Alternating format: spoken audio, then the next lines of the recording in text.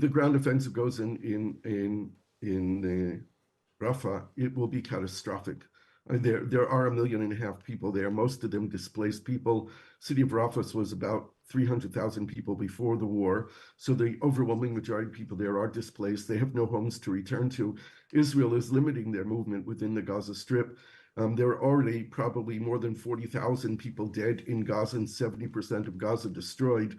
This is catastrophic, and it can't be allowed to happen. Now, Israel is currently sending texts to Palestinians in eastern Rafah to get out of the city. It suggests, and we started the programme with this an hour and a half ago, and things have changed even since then, that a ground operation could soon follow. The preparations follow the failure of ceasefire talks, each side blaming the other for the impasse. Hamas reiterated its demand for an end to the war in exchange then for the freeing of hostages. And Israeli Prime Minister Benjamin Netanyahu just flatly ruled that out. Gershon Baskin is director for the Middle East at the International Communities Organization and former Middle East hostage negotiator who's dealt with Hamas itself and joins us now. Gershon, thank you so much for your time. It seems as though the sort of stalling in conversations and the failure to come to an agreement has led to Israel taking action this morning to tell people you need to get out of these areas because the ground invasion's coming. I think it might not be the full-scale ground invasion yet. There was a shooting by Hamas of mortar and rocket fire from a humanitarian area, an area where humanitarian aid was supposed to be coming in.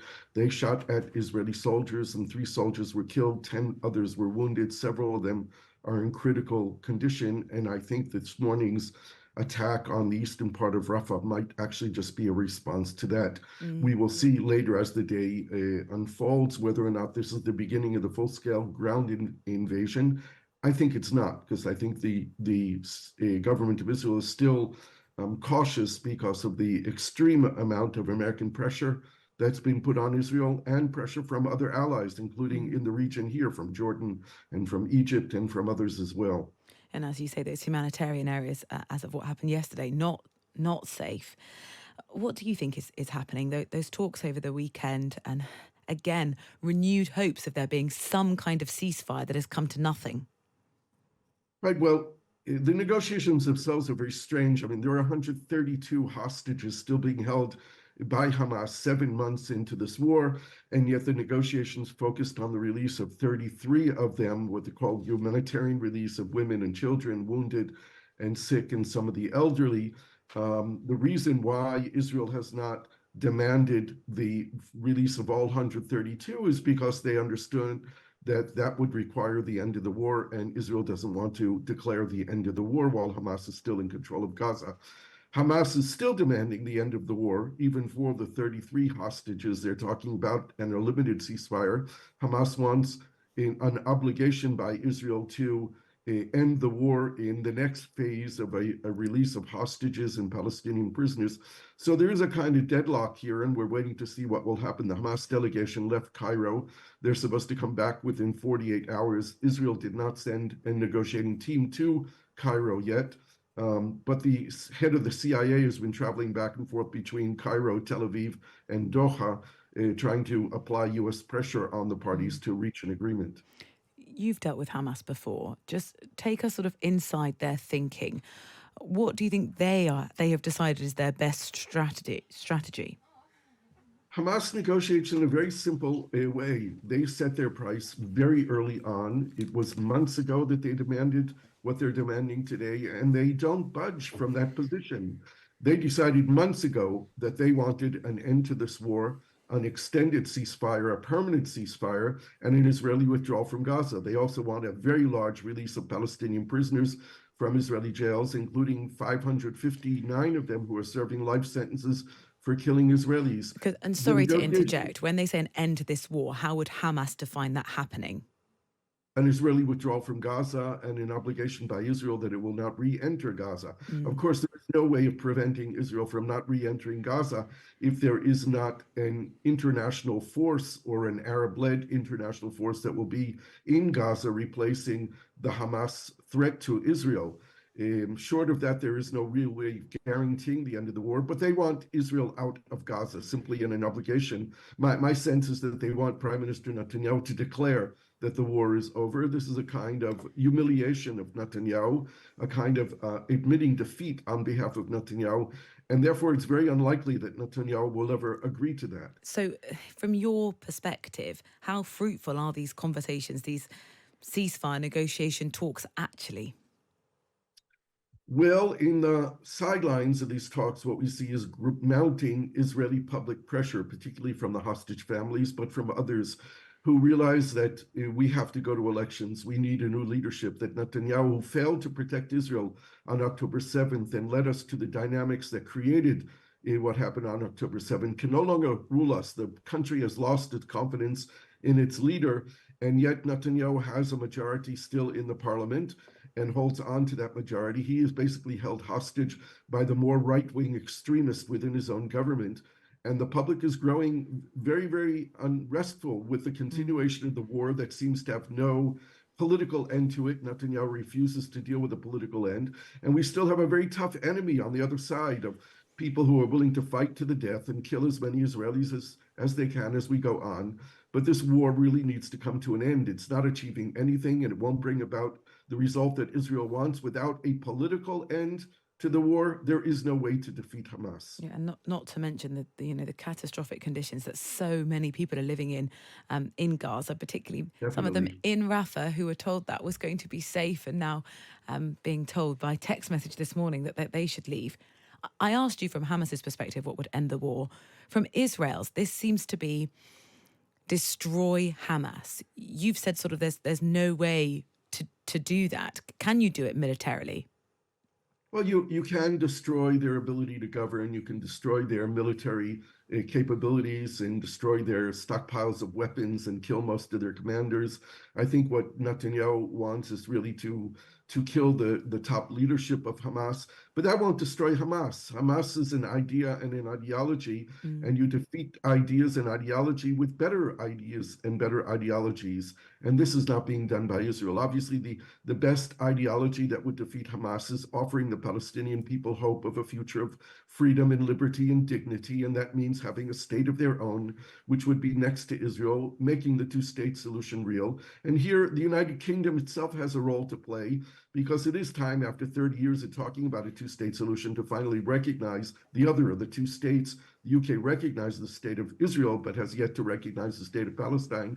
And we need to make that real for Palestinians. We need for all the countries of the world, all the member states of the United Nations, to recognize both Israel and the state of Palestine, and to at least remove the veto of Israel on the question of Palestinian statehood. That's the first step toward defeating Hamas.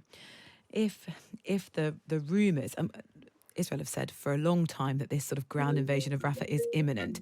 If that does go ahead, how does that change the conversation we've just been having about, what happens next? I'm sorry, I was getting a phone call. It was actually That's so, someone from Hamas, so I didn't hear the question. Could you repeat it? or maybe you should have taken the phone call. Just final thing. If this ground invasion does go ahead, and we don't know, and as you've said this morning, there could be other reasons as to why people are getting those messages, how does it change what we've been talking about in terms of what happens next? I think if the ground offensive goes in Rafah, it will be catastrophic. There are 1.5 million people there, most of them displaced people. City of Rafah was about 300,000 people before the war. So the overwhelming majority of people there are displaced. They have no homes to return to. Israel is limiting their movement within the Gaza Strip.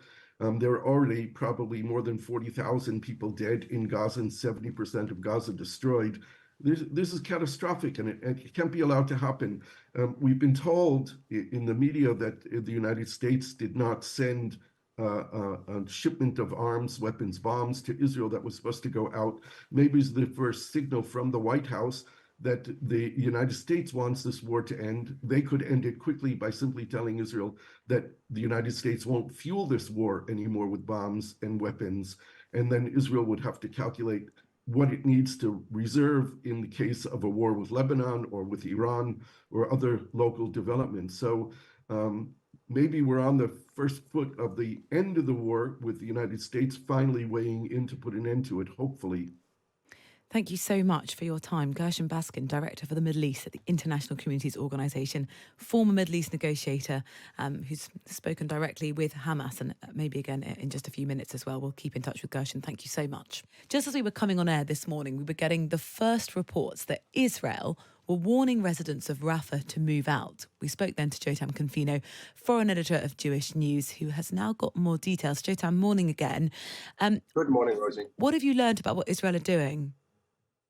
Well, first of all, we've heard for the first time from the foreign minister and from the defense minister saying that Israel was left with no option after Hamas once again rejected a ceasefire proposal. And because they were firing rockets from Rafah at the Kerem Shalom border crossing yesterday, killing 3 soldiers, this was the last drop really that made Israel go into Rafah. They haven't gone into the city yet.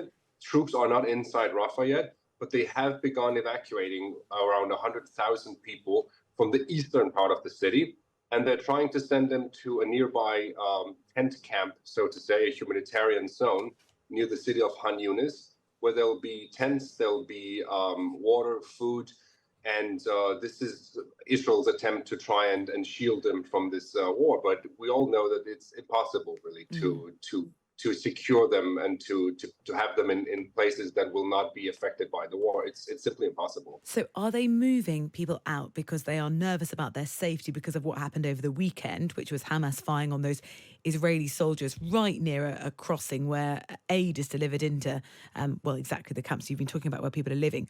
Or is it because this sort of final sort of ground invasion we keep hearing about is imminent?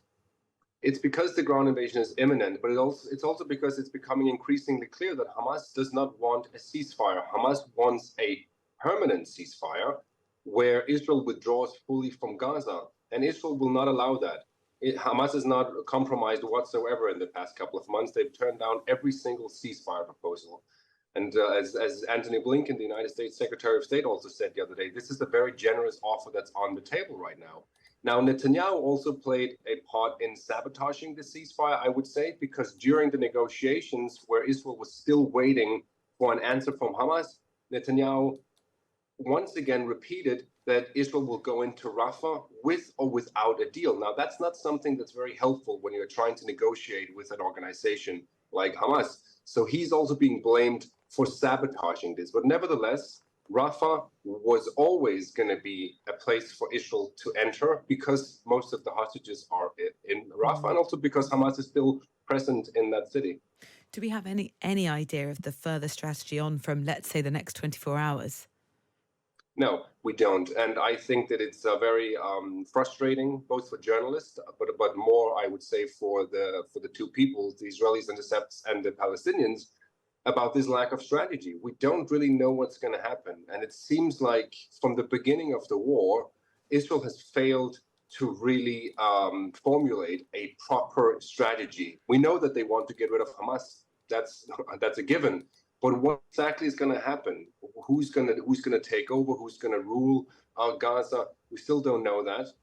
We hear that Israel is in talks with some of the more moderate Arab regimes in the Middle East who would help rule Gaza in some sort of way. We don't have any confirmation from those states. But in terms of what's going to happen in Rafah, this will be a slow process because it will be a bloodbath if Israel invades Rafah, all of Rafah tomorrow, which is why they're doing this in phases.